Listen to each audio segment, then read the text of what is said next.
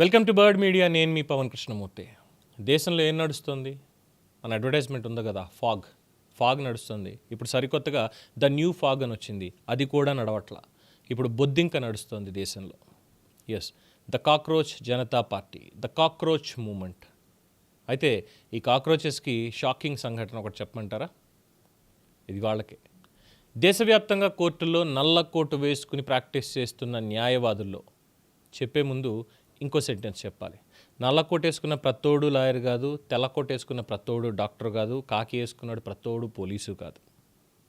So నల్ల coat వేసుకుని కోర్టుల్లో ప్రాక్టీస్ చేస్తున్న న్యాయవాదుల్లో దాదాపు 40% మంది నకిలీ డిగ్రీలతో ఉన్నవాళ్లే అని bar council of India chairman senior advocate Manan Kumar Mishra చేసిన వ్యాఖ్యలు ప్రస్తుతం తీవ్ర సంచలనానికి దారితీశాయి.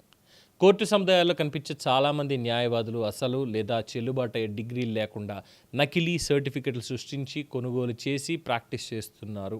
ఇది ఆయన స్టేట్మెంట్. ఆల్రెడీ ఈ సమస్య మీద బీసీఐ ఇప్పటికే చర్యలు ప్రారంభించిందిట కూడా. బీసీఐ చేపట్టిన డిగ్రీ వెరిఫికేషన్ ప్రక్రియలో కూడా కీలక అంశం బయటపడింది అని మిశ్రా చెప్పారు. అడ్వకేట్ల అర్హతలు పరిశీలించేందుకు వెరిఫికేషన్ ఫారాలు నింపాలని సూచిస్తే దాదాపు 40% మంది ఫారమ్స్ సమర్పించలేదు. ఫారాల నింపుల వారి మీద అనుమానాలు వ్యక్తం అవుతున్నాయి. ఈ విషయాన్ని భారత ప్రధాన న్యాయమూర్తి జస్టిస్ సూర్యకాంత్ దృష్టికి కూడా తీసుకెళ్లారు. అయితే ఫారాలు నింపకపోవడం మాత్రమే ఒక వ్యక్తి నకిలీ న్యాయవాది అని తుది నిర్ధారణ కాదు అని గమనించాలి. వెరిఫికేషన్ ప్రక్రియ ఆధారాల పరిశీలన తర్వాతే అధికారిక నిర్ణయాలు వెలువడే అవకాశం ఉంటుంది అని తెలుస్తోంది. సో కాక్రోచ్ జనతా పార్టీ వివాదానికి కూడా ఈ అంశం కొత్త మలుపు వచ్చింది కదా ఇప్పుడు.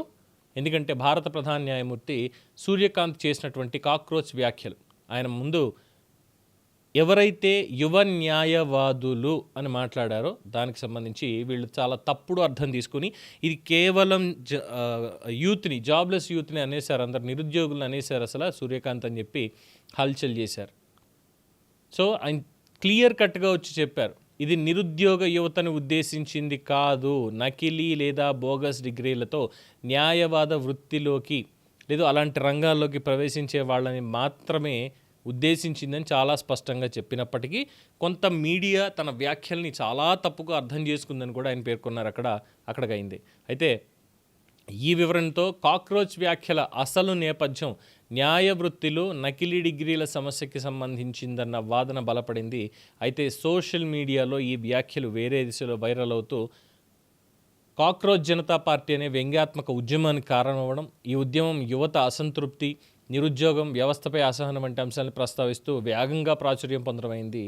ఇది ప్రధాన ప్రశ్న మాత్రం ఇదే, దేశ న్యాయ వ్యవస్థలో నిజంగానే భారీ స్థాయిలో నకిలీ డిగ్రీలతో వ్యక్తులు ఉన్నారా? ఉంటే వాళ్ళ మీద కఠినంగా చర్యలు ఎలా ఉంటాయి? ఎంత వేగంగా తీసుకుంటారు? బీసీఐ వెరిఫికేషన్ ప్రక్రియ ఫలితాలు వెలువడిన తర్వాతే ఈ అంశం మీద మనకి మరింత స్పష్టత వచ్చేటువంటి అవకాశం ఉంది. సో జస్టిస్ సూర్యకాంత్ గారు అన్నటువంటి మాట, నల్ల కొట్టు వేసుకున్న ప్రతి ఒక్కడు లాయరే కాదు.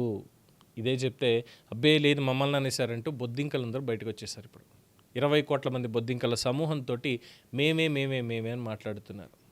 ఏం చెప్పాలి? ఈ బొద్దింక గురించి, ఈ 40% నల్ల కోట్ల గురించి మీ అభిప్రాయం తెలియజేయండి. చూస్తూనే ఉండండి ది బర్డ్ మీడియా.